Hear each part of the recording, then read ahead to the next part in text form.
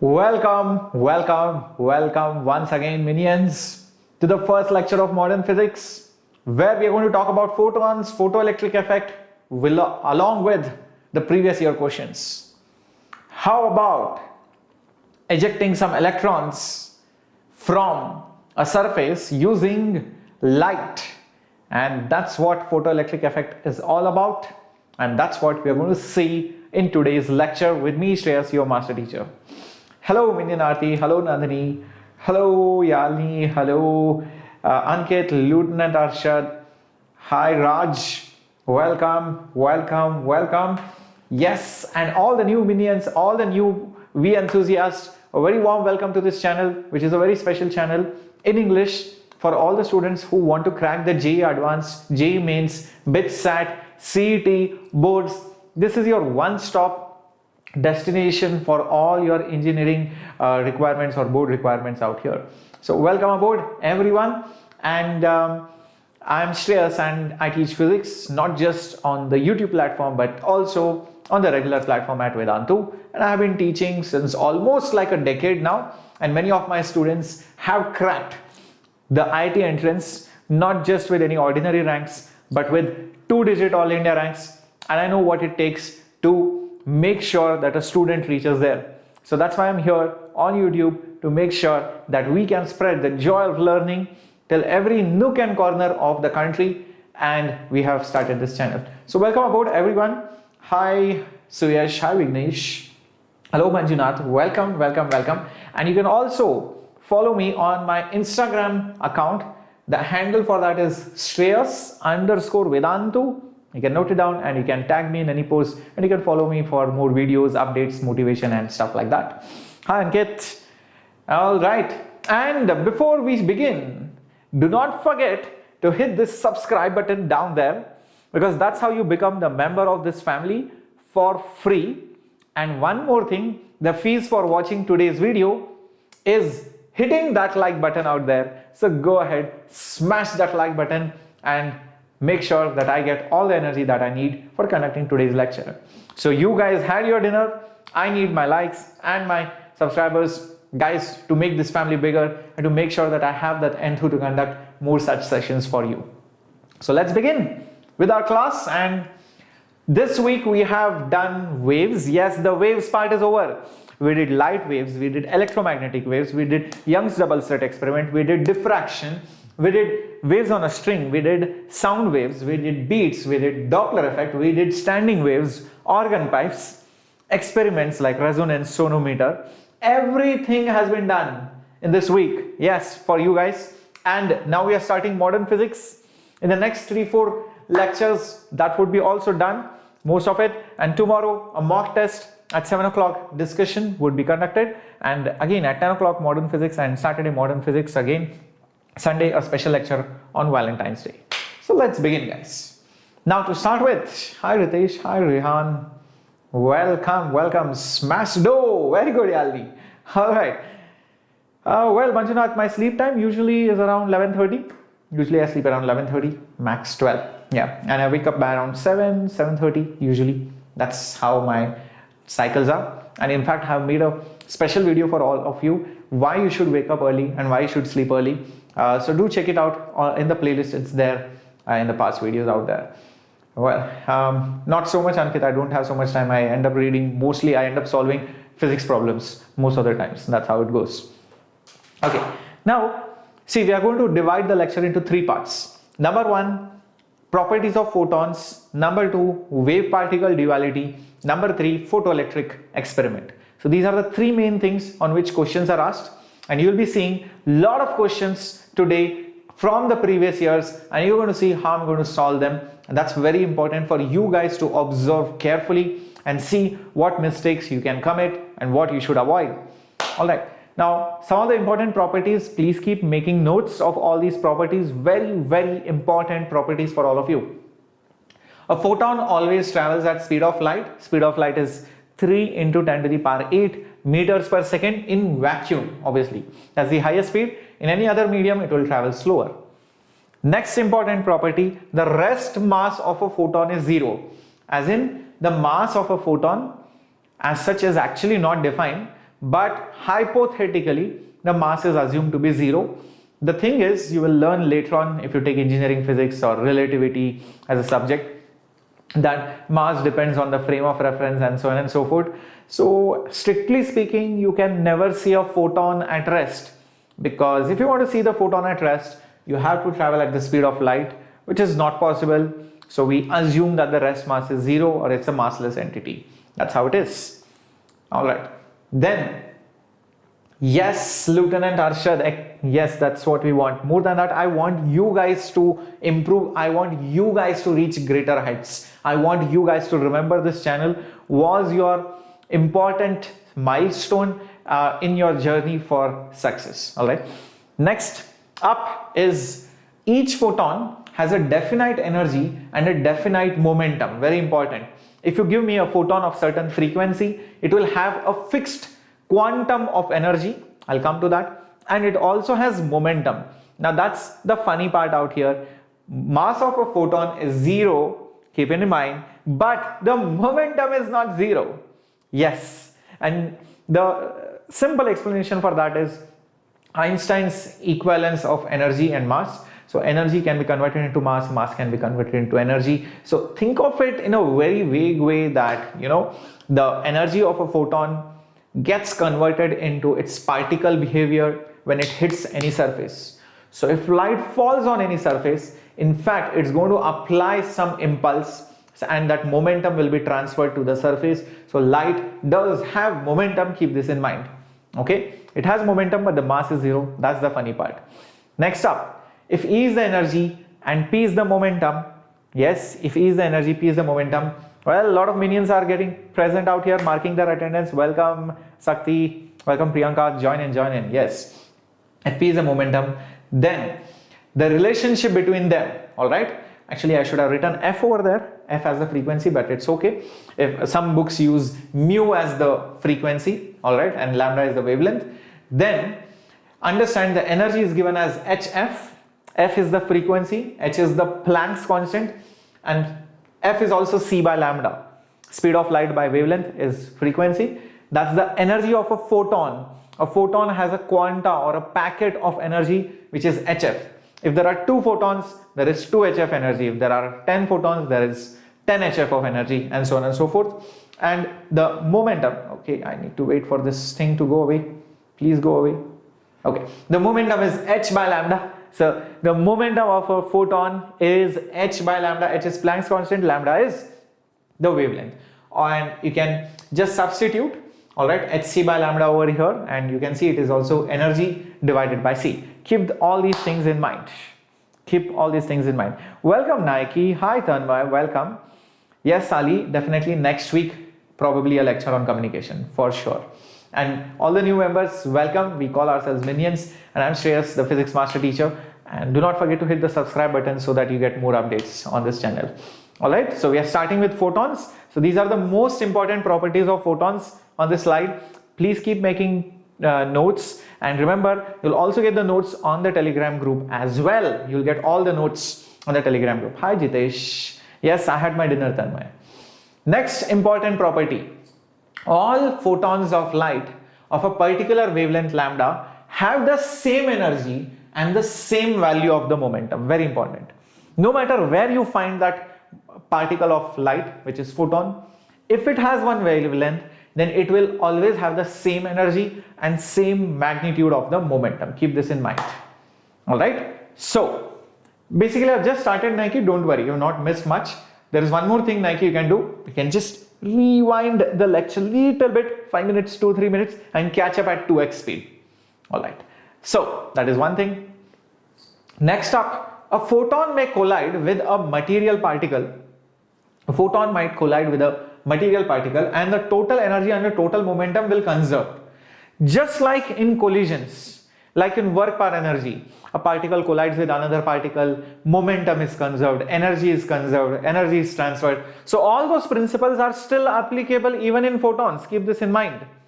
And in this process, it's possible that if a photon collides with, let's say, an electron or a proton, it might either get absorbed, or maybe when two things actually collide, maybe a photon is emitted. But whatever happens, be a photon absorption or a photon emission, the total momentum of that system before and after, and the total energy before and after, including the energy and the momentum of the photon, is always going to be conserved. So use momentum conservation and energy conservation. Please understand, but very important line out here, the total number of photons may not be conserved. Why do they say so? Because a photon may be absorbed, so photon is destroyed, or a photon might be created because some energy or light is liberated. Keep this in mind. I hope this is clear. Yes, yes. Hi Prasad, join in. Yeah. So if everybody is clear till this point, let's go to the last point now. If the intensity of light is increased, now a lot of people get confused. What is the meaning of increasing the intensity of light? So this point explains that. If the intensity of a light is increased, all right, then understand the number of photons have been increased. Keep this in mind. Okay, so more the photons, more the energy, and more the intensity. Keep this in mind, guys. All right, more the photons, more the energy. Now understand the energy of a photon, if it remains the same, all right, if the energy of a photon, if it remains the same, then only then I can say that the number of photons have increased if the intensity has increased. See, there are two ways of actually increasing the intensity. I'll tell you how. One is, imagine each photon has the same energy. It's just that you have more photons crossing by. So that way there is more intensity. Number one. Number two, you have same number of photons, but each photon has higher frequency. That means more energy. So if each photon itself has more energy or higher frequency, then even if the total number of photons are same, the total energy would have increased, and that can also increase the intensity of that light. I hope that makes sense. Hi Priya, join in. Is that clear, everyone? See, if everybody has understood this, very, very interesting concept. Two ways of improving the intensity. Number one, increase the total number of photons. That's it. And number two, increase the energy of each photon. That way also you can increase the intensity. Yes. Is wavelength dependent on intensity? Yes, Sakti, indirectly, yes. Because if you change wavelength, frequency will change. If you change frequency, then energy of a photon will change. And if you change energy of a photon, then depending on the number of photons, the total energy will also change. I hope that makes sense. All right, clear? Great. So memorize all these pointers. So I've put up all the pointers. Believe me, all the pointers are there in the notes which you will get in the Telegram group. So do not forget to join the Telegram link which has been shared in the description box below. All the notes you will get. So let's start doing some questions on this. This was asked in JEE in 2007. So I'm giving you JEE questions so that you understand the true level of difficulty. So let's do this. A photon of frequency mu, all right, has momentum associated with it. If c is the speed of light, then the momentum is how much? Come on, let's see how many of you get this. This was such a simple question. So lucky 2007 people are. Come on, let's see how many of you minions get this. Come on, Sakti says A. All right, what about other minions? Come on, guys. What do you think the answer should be? The photon's frequency is given. The momentum is how much? If c is the speed of light, options are given. It looks confusing. Ankit says C. I'm not sure. Let's see. Okay, come on. Jitesh says A. Alrighty. Let's see. Come on. A or C or something else. Okay, A for sure. Alright, let's see then. I will show you the answer slide and here it comes. Well, Omkar says A. Okay, so let's see. The answer is actually A, guys. Very good. All those people who said A, excellent A. So, why is the answer A? I just told you, isn't it? The momentum is, alright, h divided by lambda. And guys, what is lambda? Think about it, because remember, speed of light is f into lambda. So, lambda is c by f. And f over here is having the symbol of mu. So C by mu. So that is the answer. H mu by C. That is the answer, guys. Keep this in mind. Alright, let's get going to the next question coming up on your screen. In a Frank Hertz experiment asked in 2019, an electron of energy 5.6 electron volt passes through mercury vapor and emerges with blah blah blah energy of 0.7 electron volt. The minimum wavelength of photons emitted by mercury atoms is close to. Now see, guys, IITs or JEE is very well known to give a scenario which you would have never heard of or you have vaguely heard, and students feel, oh my god, what the hell is a Frank Hertz experiment and what the hell happens when you pass it through a mercury vapor. See, these are all bogus, irrelevant information. This is just to distract your attention. They are trying to distract you from the main problem. Just try to think about it. There is an electron, okay? Just think about this. Alright, so there is an electron out here, okay? It has 5.6 electron volt of energy and it passes through some mercury vapor, okay? It passes through mercury vapor, and when it comes out, it has little bit less energy. How much less energy it has? It has 0.7 electron volt. So there is some loss. So that loss would be converted into light. Basically, photons would be emitted. So think about it. What will be the energy of that photon? That energy of that photon would be, right, 5.6 minus 0.7, which is 4.9 electron volt. Correcto? And now just the only formula that you need to use is energy is hc by lambda. Yeah, hc by lambda. But I'll give you a simple trick to solve this. The trick is, remember this value. The value of hc, how many of you know this? The value of hc is actually 1240 electron volt nanometer, and this whole thing divided by lambda. But if I want lambda also in nanometer, let me put nm over here. Now nanometer goes off, electron volt goes off, and therefore I'll have lambda is 4.9 divided by 1240, and that should be the answer for this particular ulta. Lambda should be equal to 1240 by 4.9. That should be the answer.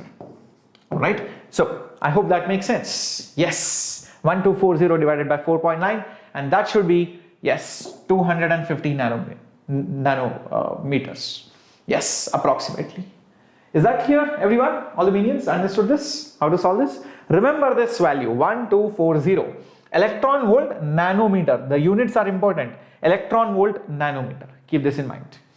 Okay, so that's how you do this. 250 nanometers. That's the answer. Let's get going. Yep, very good. Here comes the next question. 2017 question. Let's see how many of you VE enthusiasts are able to crack this. Okay, let's see how many of you are able to crack this trick. Okay, get ready, guys. A laser light of wavelength 660 nanometer is used to weld retina detachment. Some crazy phenomena. You don't have to know what is retina detachment, but something. Okay, don't worry about it. If a laser pulse of width 60 millisecond and power 0.5 kilowatt is used, then the approximate number of photons in the pulse are how many? How many do you think will be there? Come on, think about it. Let's see, how do we do this? Let's do it together. That would be better. Now, see what is happening. You don't have to worry about what is retina detachment and all. There is a laser which is coming for 60 milliseconds and the power is 0.5 kilowatt. So what is the energy, all right, energy of that particular laser? That will be how much power it has into how much time it comes out for. Isn't it right? Power is joules per second into the seconds will give me total joules that have come out. So 0.5, that is kilowatt. So into 10 to the power 3, I suppose, into the time, which is 60 milliseconds. So 60 into 10 to the power minus 3 seconds. 10 to the power 3, 10 to the power minus 3, go. 6 5s are 30, but there is one more 0 and one dot, so that will cancel and that will give me 30 joules of energy. Now comes the trick. Once I got, this is the total energy in that pulse, that laser pulse which comes for 60 milliseconds, that small fraction of time, that will have some number of photons. Let's see. Oh my god, somebody is also going to do some surgery. I'm pretty sure there are some doctors out here, future doctors actually, all the NEET aspirants who are also attending this lecture. Very good. I'm pretty sure you will be doing these kind of surgeries or even more complex surgeries in the near future. All the best for all the future doctors out here. Okay, so this is going to be equal to, think about it, the total number of photons into energy of each photon. That's it. Total number of photons into energy of each photon. And what we have to find? The number of photons. Oh, that's it. So what is the energy of each photon? Oh, that's something which is not difficult. H C by lambda. H is 6.6 into 10 to the power minus 34. C is 3 into 10 to the power 8 and divided by lambda 660 nanometers, 10 to the power minus 9. Now that's about it. I will get n. I'll get n. Just calculate this. It's not so difficult. Figure it out. How much are you getting? Okay, yes. Some lot of smiles out there from all the future doctors. All right. So n, how much is it coming out to be? Come on, guess it fast. How many photons have you thrown in that small pulse? 10 to the power how many? Check it out. Is it 10 to the power 20? 10 to the power 20? Yes, that should be the answer, option A. That's a huge number. 10 to the power 20 is a huge number. Crazy number. Very good, Khushi Priyanka. Very good. Hi, Avar. Join in. Welcome. I hope you had your dinner. All right. So that's the answer. So this is how you solve the problems. Do not get scared looking at some crazy terms. Just use your fundamentals. Do not get distracted. IITs, JEEs and other competitive examiners are known for distracting the students by different things. Very good, Ankit. Keep making notes and everybody else also will be definitely solving it in rough so that you get a feel of the problem. Now, going to the next part. See, understand, when I talk about light, all right, light is a wave, electromagnetic wave. It shows dual nature, all right, and it shows particle behavior also, because remember the momentum of light is h by lambda, where lambda is the wavelength of light. If lambda is the wavelength of light, the momentum is h by lambda. Now there was a scientist called as Broglie, and he thought about this. What if there is actually a particle, okay, like, I don't know, this Pandu out here, and what if this particle is moving? Does this particle have a wavelength? Does this particle have a wavelength? So he just rearranged this, and through experiments he found that lambda is actually h by p, and that's what we're going to talk about now. So if light can have particle behavior, wave behavior, does even a particle have a wave behavior? So that's what we're going to talk about. So let's have a look at it. 1 second, I don't know where it went. Oops. 1 second, guys. Okay, so that wave nature of a particle, all right, is called as a matter wave.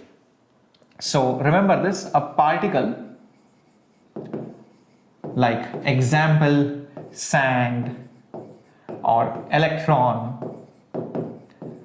or anything else, shows wave like behavior, and that wave, all right, is called as a matter wave,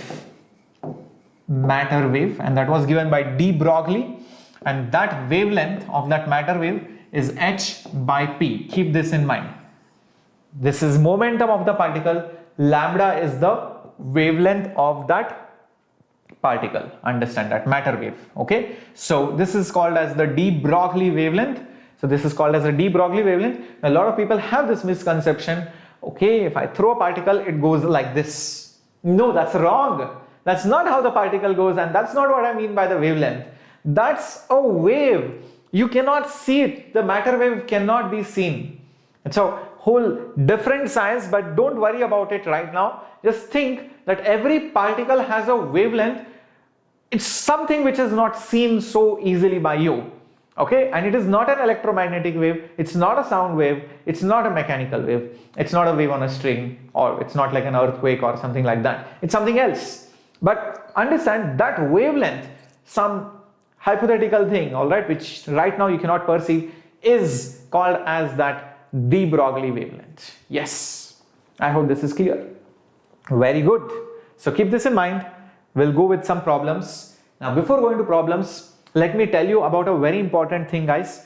Especially, I mean, if you are a 12th standard student, if you are a 12th standard or a dropper students, and you have issues like there is nobody to solve your doubts, or you have a lot of portion to cover in the last couple of weeks, and you want to manage your time, you want to schedule your task, you want to schedule your chapters, you want to know which are the important chapters, which are the easy ones, and you want to maximize on your score, because at the end of the day, when your result is going to come, what's going to matter is what your rank and your marks are, because that's going to decide whether you're going to get into a college, whether you're going to get your branch of choice or not. So I feel what matters is you know what your rank is at the end of the day. All right, now how you get it, that's up to you. If you think you can do self-study and get it, definitely. If you think you can watch YouTube lectures and do it, definitely go ahead with it. And if you feel that you need some help, don't worry, we are ready to offer you that help with live classes, and recordings will be available along with doubt facility right from morning till the night. And also you're going to get test series. Yes, a whole lot of tests, 15 full syllabus and 5 special part syllabus test series along with discussions. That's very important. And guys, the best part is you will get handwritten notes and also special assignments and formulas and all the important stuff which will be needed for the last minute revision. All of this in the crash course, and I'm pretty sure most of you would have heard about it. So in case you want to still check it out, watch all the details and read all the details, please do that in the link which is given in the description box below. Open it, check all the details, join today, because I'll tell you why. See, the batch is going to start on Monday, but the offer that is coming up is 30% discount.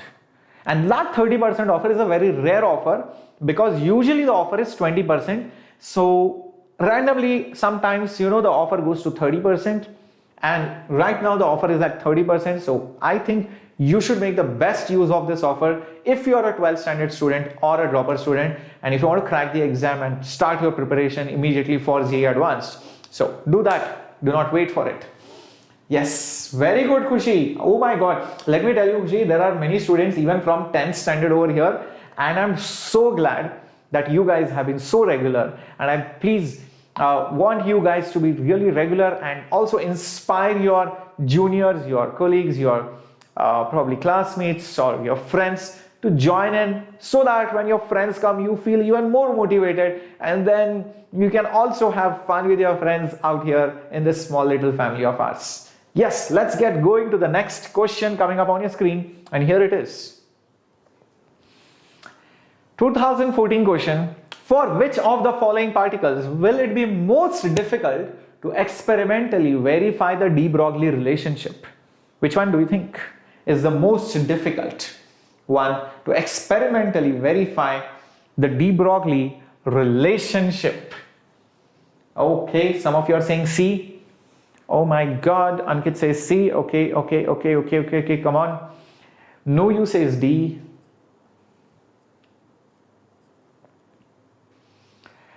Achut, please don't spam. Yes, Achut, by the way, it is a misconception. Yavar says D.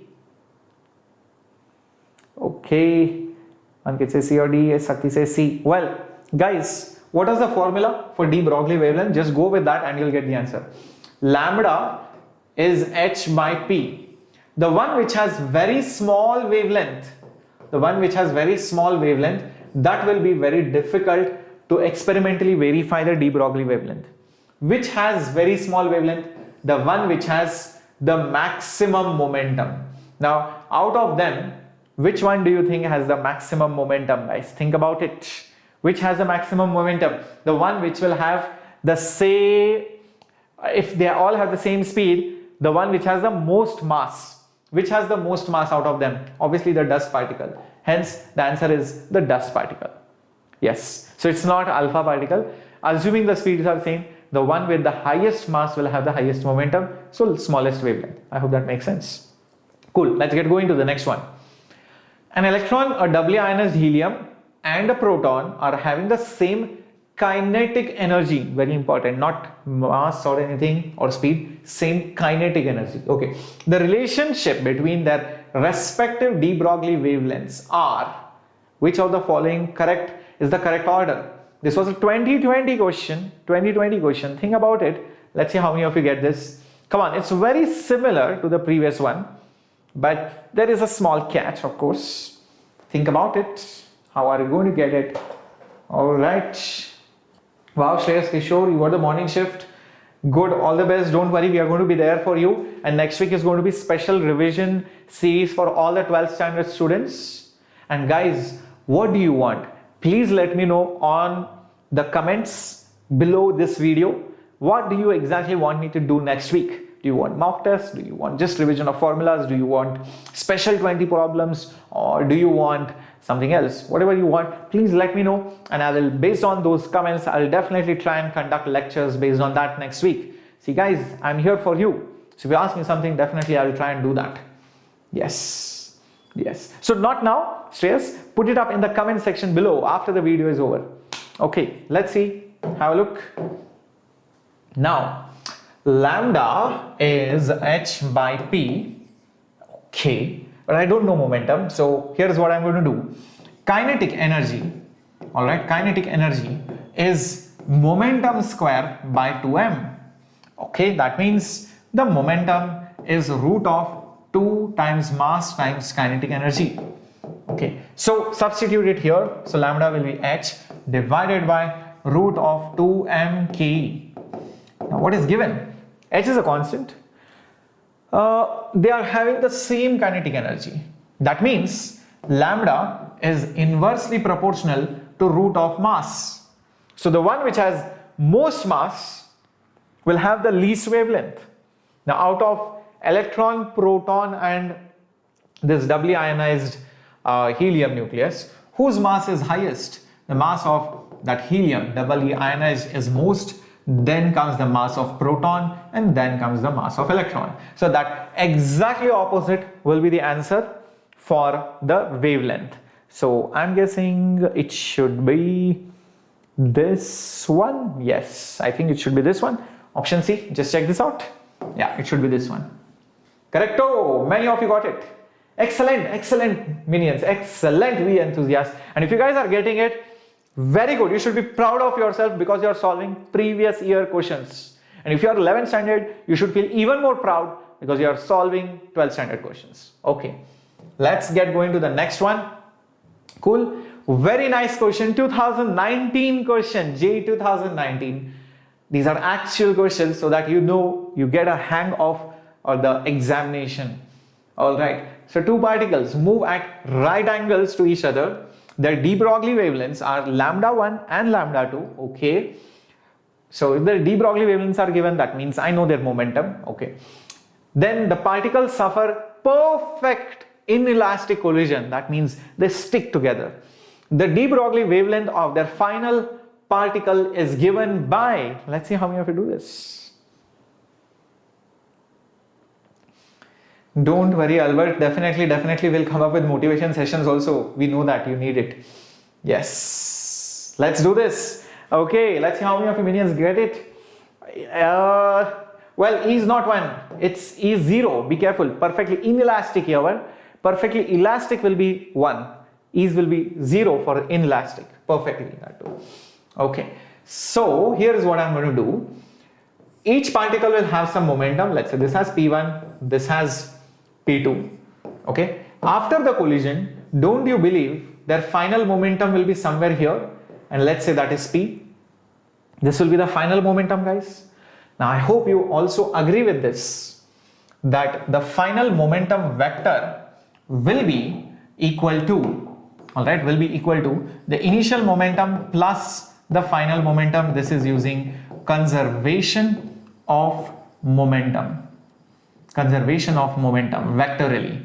But magnitude wise, P will be, think about it, in fact P square will be equal to P1 square plus P2 square, guys. Do you agree?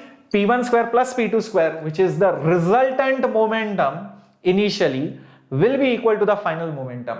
These are right angles. Use Pythagoras. I hope that makes sense. I hope this is clear. I hope this is clear. Now, if this is understood, that's it. Just substitute the formula. What is the formula for momentum? H by lambda.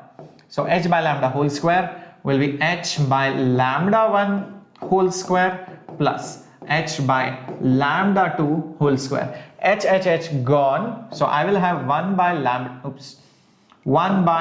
lambda square plus 1, is equal to 1 by lambda 1 square plus 1 by lambda 2 square. And that should be this answer, I suppose. That's it. Understood, guys? So momentum conservation, vector addition, and wave particle duality, 3 concepts being used over here. So that's how questions can come in JEE. So will you tell that this question is from momentum? No. Is this question purely from photons theory? No, it's a mixed concept question, like you can see. So this is also very common. Great, so that's the answer. Now let's come to the third part of today's lecture, guys. I hope you guys are all excited, and if anybody is joining in late, don't worry, you can always watch the replay. Now I'm starting photoelectric effect, and if you're new, do not forget to hit the subscribe button first, and do not forget to smash the like button to give me all that energy. Very good, Pranav. Very good. Beanie Kill. Excellent, Yalni Yavar. All right. Now, what happens when light, basically photons, strike a surface? What does photon have? What does photon have? It has energy. Now, what is any surface made of? It's made of atoms. And what are atoms made of? Protons, neutrons, and electrons. So what happens when photons that carry energy hit those atoms on the surface? Well, the most easy target, Baccarat. Who is that Baccarat? That Baccarat is, come on guys, that Baccarat is going to be electrons, not protons. Protons are deep inside that nucleus. Neutrons are also deep inside that nucleus. Electrons are those Baccarats. So if that photon which strikes that surface can shift that electron so much that it can knock it outside the orbit, that photon has enough energy to knock that electron outside the surface. That's it. You have electrons just zooming past outside that surface. These stream of electrons, when come out and when that light falls, this combined phenomena is called as the photoelectric effect. That's it. As simple as that. That's a photoelectric effect. Yes. Oh my God, Pranav, that's very close to where my old house was in when I used to stay in Pune. Yes. No, Bhargav, we are a little bit late actually, but don't worry. I just started the third part, so you can quickly go back to the replay and just watch it. Yes. So here is the thing, guys. Imagine there is light falling. There are atoms. If that light photons have enough energy, electrons will be knocked out. That is called as photoelectric effect. But this will only happen if the light photons have enough energy. That means the frequency is more than a threshold value. Why a threshold value? Imagine a photon comes, hits the electron, gives it some energy, but the electron tries to go out. It goes from the first orbit, second orbit, third orbit. It loses all the energy. It will come back. Gone. It cannot go out of the atom. So that means it needs some minimum energy, it needs some minimum frequency, because energy and frequency are related. So only then it can knock itself out. So otherwise it will be push. I mean, it's just going to go like that and like, okay, I don't have enough energy, I'm going to go back. That's what is going to happen. Yes, and this is how it's going to look like.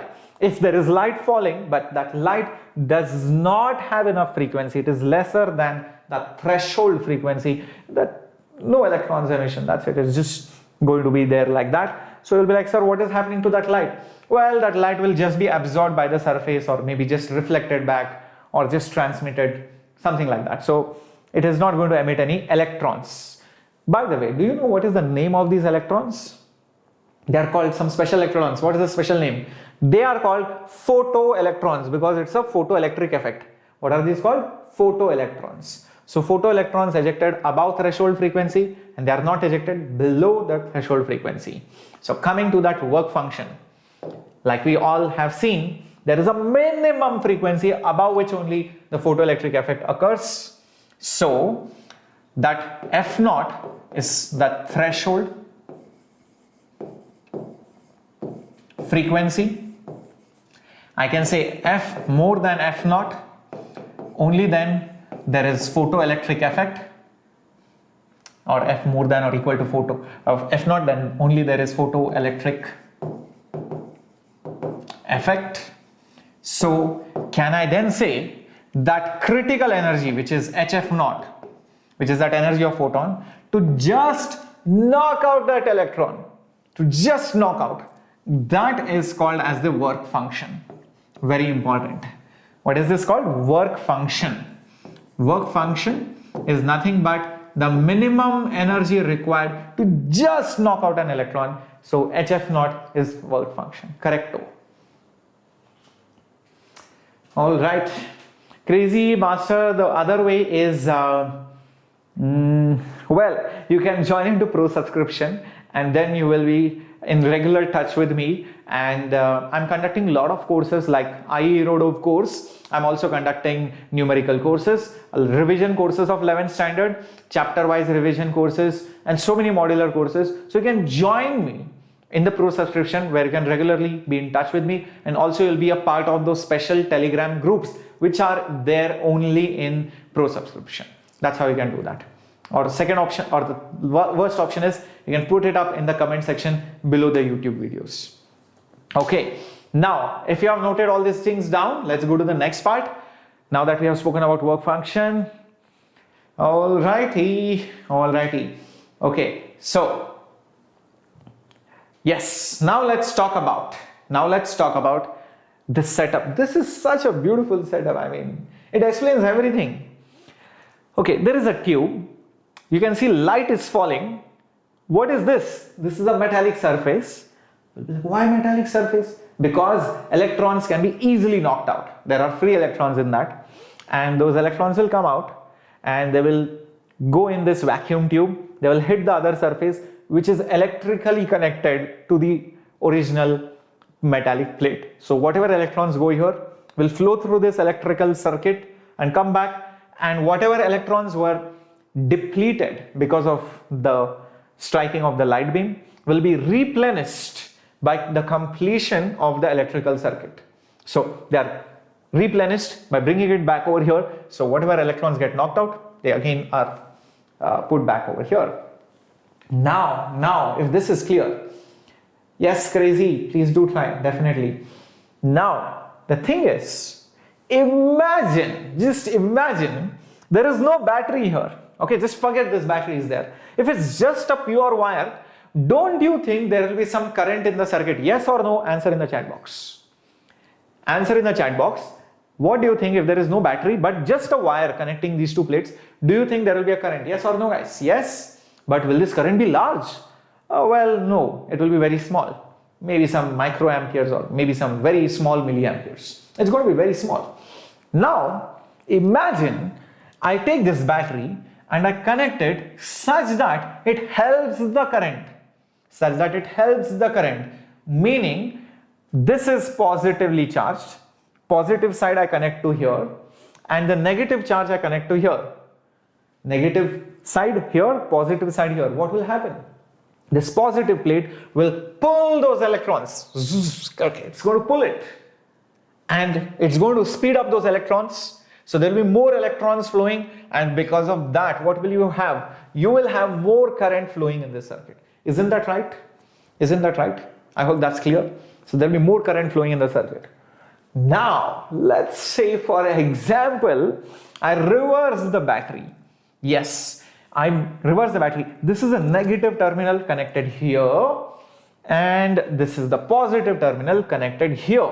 Negative here and positive here. Now think about it. These electrons, bichara, they are coming here, but they are going to be repelled by this plate.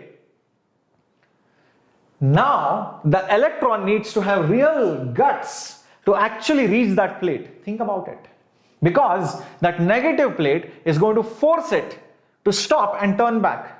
Only if the electrons have enough energy, they can strike that plate. Correct? Current will flow, but it will be less. Very few electrons will be able to reach, those energetic ones. Now you keep on adding more batteries. This becomes more negative. This becomes more positive.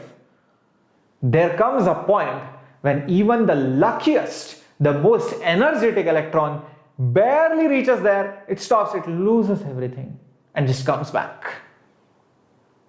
That's when their current stops.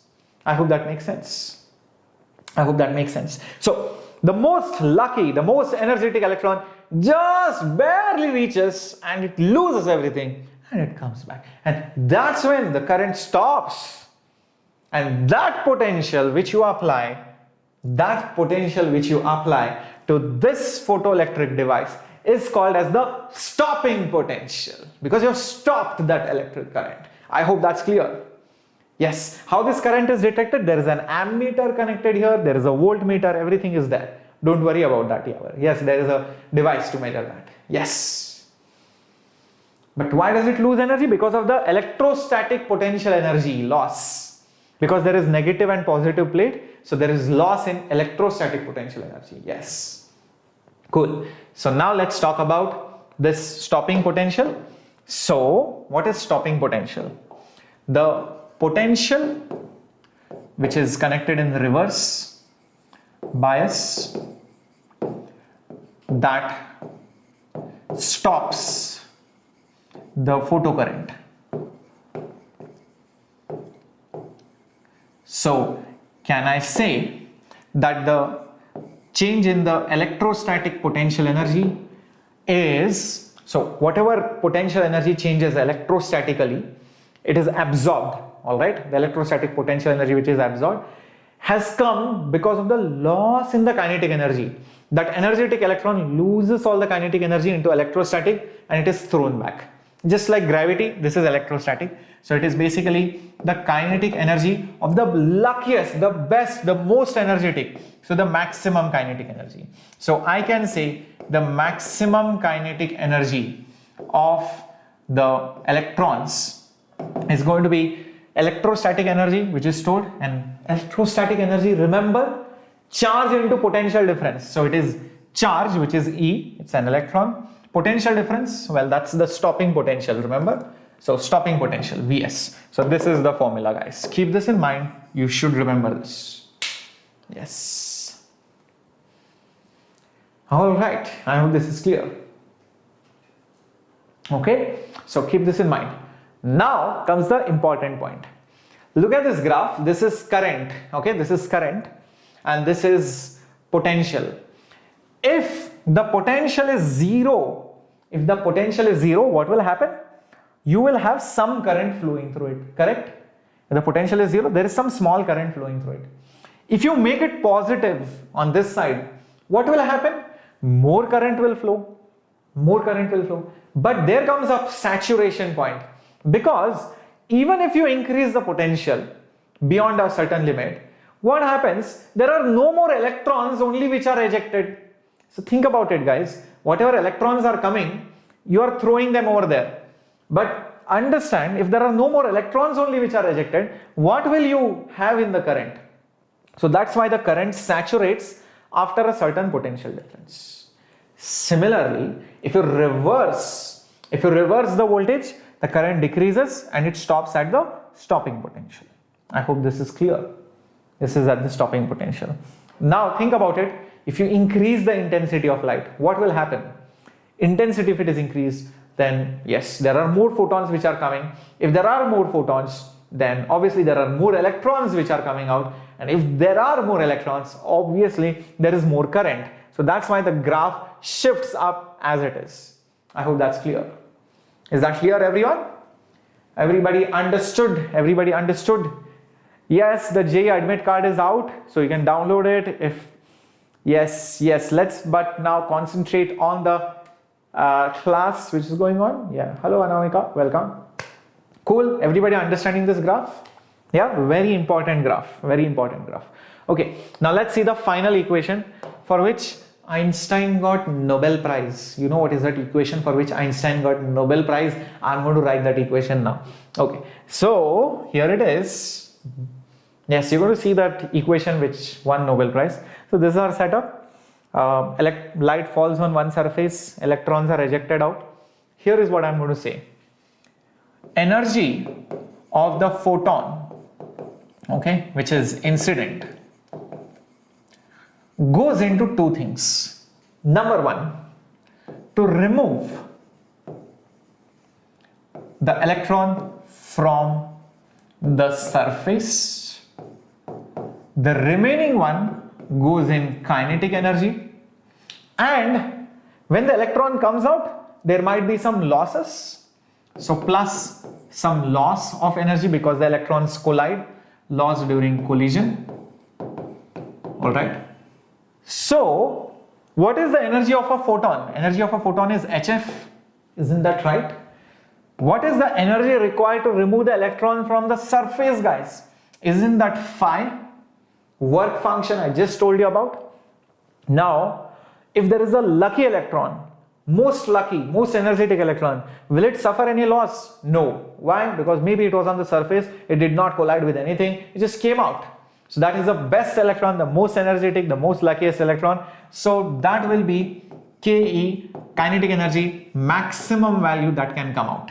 More than this, it's not possible. So this is that equation for which he won Nobel Prize, and you can write it in different forms like this.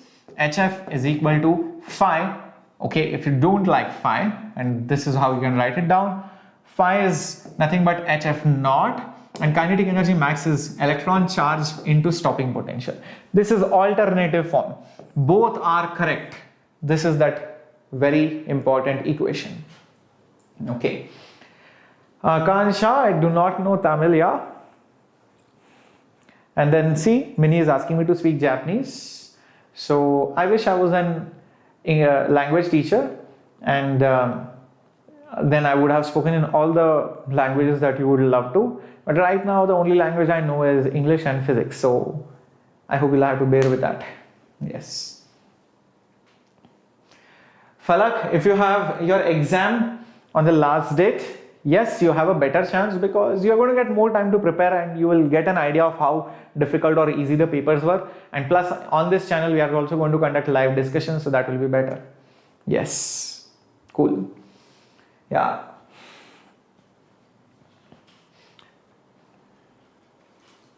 Okay, let's get going to the next one.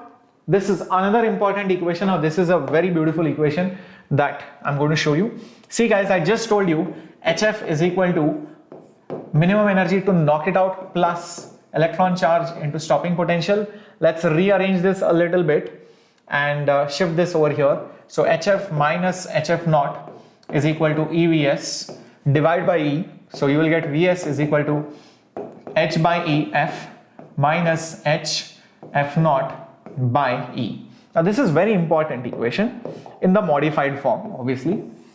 Why is this important? Because compare it with, instead of Vs, think of Y, instead of H by E, think of M, okay, and instead of F, think of X, and this whole thing over here, this entire thing over here, think of this as C.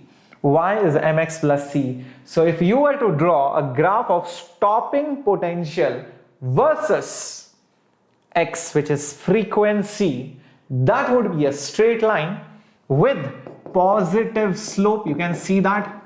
Do you see that positive slope? Because h by e is a positive constant and this is a negative intercept. Yes, negative intercept on the y-axis. So it hits the y-axis below. Look at that. And think about it. The slope is not dependent. Yes, the slope is not dependent on anything else like frequency, intensity, stopping potential, or the metallic surface. Nothing like that, because h and e both are constants. So this is always a constant, the slope, but the intercept can change. Why? Because it has f0. And what is f0 dependent on? The surface of the metal. So it can hit the y-axis at different locations depending on the surface that we are talking about. Yes.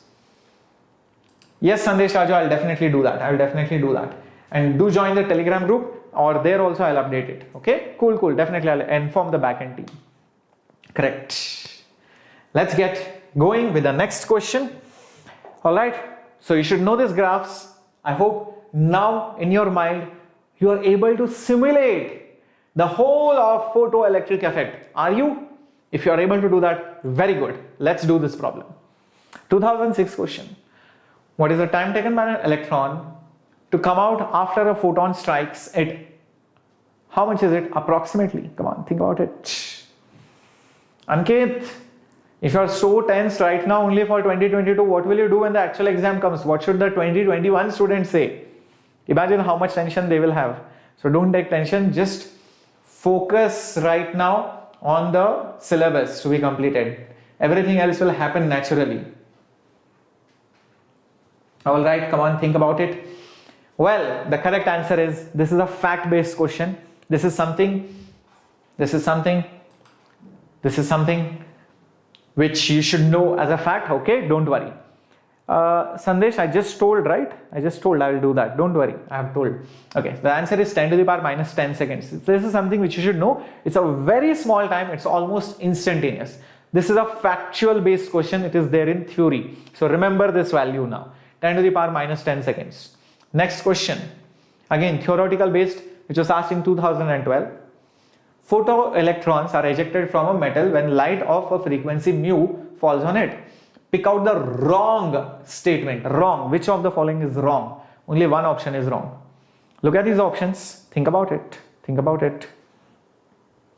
Think about it. Think. Some of you are saying D, some of you are saying B. Mini says B.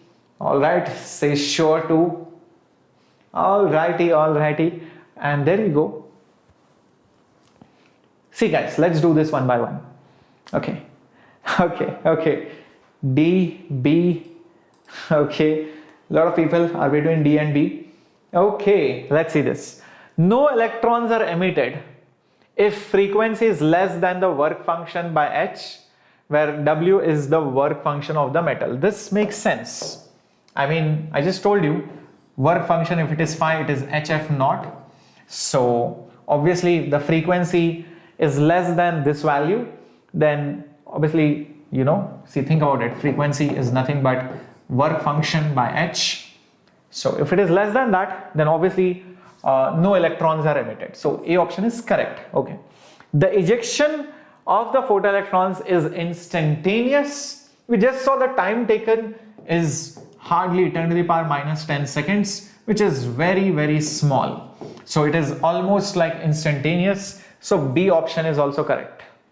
Okay. The maximum energy of photoelectrons is HF. That's wrong. This is wrong. In fact, I just told you H nu is equal to work function plus Ke max. So guys, I hope this is clear that Ke max is in fact H nu minus work function. So it is not H nu. So this option is wrong. And last option, the maximum energy of photoelectrons is independent of the intensity of light. Yes, you can see the maximum energy is only dependent on the frequency and work function. It's not dependent on the intensity of light. So this is also correct. Yes. Why it is 10 to the power minus 10? It's a fact based thing. It's just like asking why is G 9.8. Okay, I hope that makes sense. Okay, so that's answer C. Okay, cool. Yes, a lot of people were wrong. So guys, that's how JEE plays with your mind. Be careful. Next question up on your screen. There is a figure given. Some data points are also given. Photoelectric experiment of certain metal. The minimum energy for the ejection of electron from its surface is which of the following? I'll just read out the points to you. One of the point is 5.5, 0. On the vertical axis, it's potential, and on the horizontal axis, it's frequency of the order of 10 to the power 14 hertz. 10 to the power 14 hertz. This is 5.5, 0. This is 6, some V, and this is just 5. Nothing else is mentioned. Okay, come on, think about it. What should be done? All right. Come on, guys. That graph is crazy, killer looking. So don't worry, it's very simple. Remember our equation? I'll tell you what. HF. Yes, HF is 5 plus EVS. Now just concentrate on this point. The X coordinate is 5.5. The Y coordinate is 0. That means VS is 0. Phi, I don't know. And HF, this is H into frequency. Frequency is 5.5. So it is basically into 5.5 into 10 to the power 14 hertz. And what have they asked? The minimum energy for ejection of an electron. That means they have just asked phi. This is 0. So they have just asked H into 5.5 into 10 to the power 14. That's it. Now you do this. But be careful. This is in joules. So don't forget to convert it into electron volt. So H value is 6.6 into 10 to the power minus 34 into 5.5 into 10 to the power 14. How do you convert joules into electron volt? Divide by E, which is 1.6 into 10 to the power minus 19. And then you write electron and then you write volt. So this E and this E gets cancelled. So that's how you get it in joules. And that should give you the answer. I hope that makes sense. And that comes out to be 2.27 electron volt. Is that clear? Yes. V is not given. V is not given. 6 and V. How much is V? Nobody knows. They have just given to confuse you. Please do not worry about this. Do not worry about this. This is just to distract you, confuse you. Redundant information. Yes. I hope this is clear.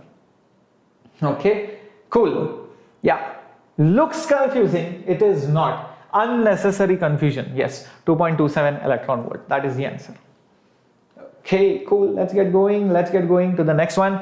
I can see a lot of minions out here are helping each other. That's how I want this class. That's how I want this family to grow. Help each other, support each other, and make sure if any intruder comes and tries to spam the chat box, you know what to do and be alert. Yes, let's go to the next question. 2020 question. Here it comes. The photoelectric effect in the photoelectric experiment, the graph of stopping potential versus 1 by wavelength, all right, reciprocal, is shown. As the intensity is changed, how will the graph shift? Will it shift left, right? Will the slope change? Yes, come on, think about it. Well, come on, think. I just told you about it. Completely theory based question, guys. You should be able to do it. Isn't it obvious? Isn't it obvious? Yes, no change. Excellent. I just told you the slope of the graph is always a constant. Remember, I just told you H. See, this is potential.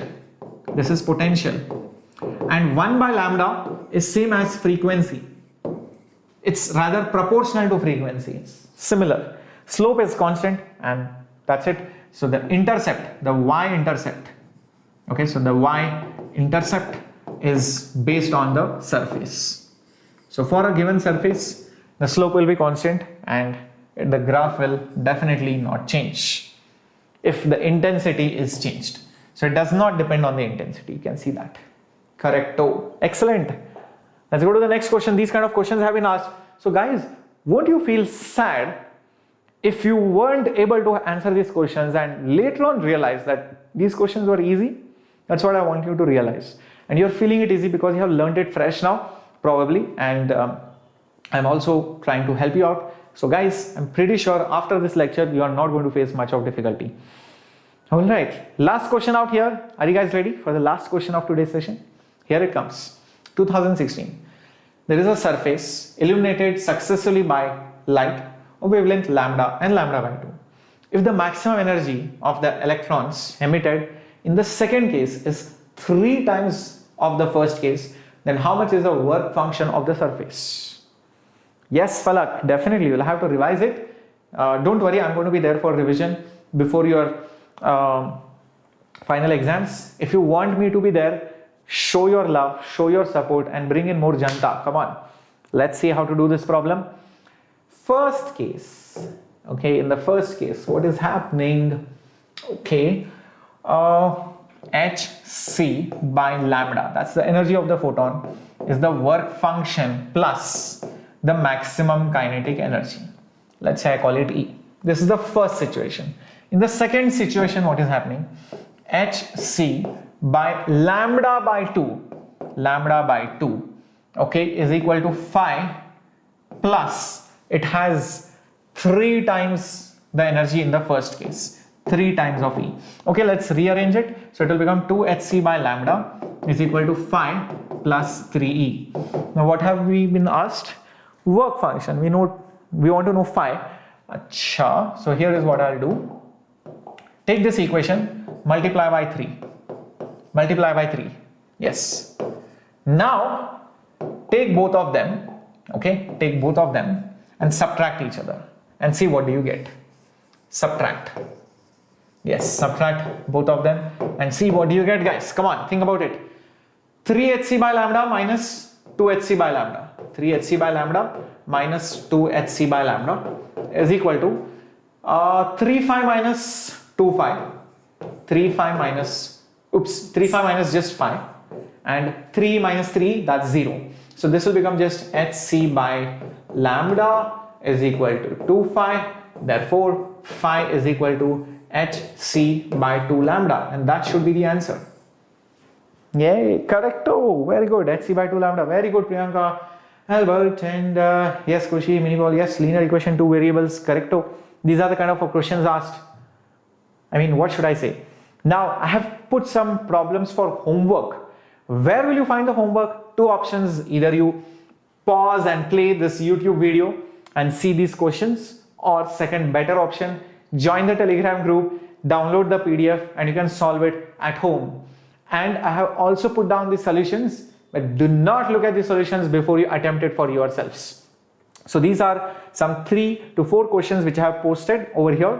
So check it out. In the Telegram group, you'll get all the solutions and the answers. This is for practice, and practice it today, now, before sleeping, so that you know you can sleep confidently. Yes, I know photoelectric effect. Do that. And do not forget to join the crash course, especially if you're a dropper or a 12th student, because right now the crash course is running on an offer of 30%, not 20%. The offer will be limited. The the batch has already started on 8th, but the next batch will start on this Monday. So use the coupon code SHCC to get 30% off. And if you have enjoyed my video today, do not forget to hit the subscribe button if you have not subscribed yet. And if you have forgotten to like this video, go smash that like button out there. Well, see you tomorrow at 7 o'clock for mock test discussion with me, Shreyas, your master teacher. Bye bye, adios, good night, take care, sleep well, and see you tomorrow.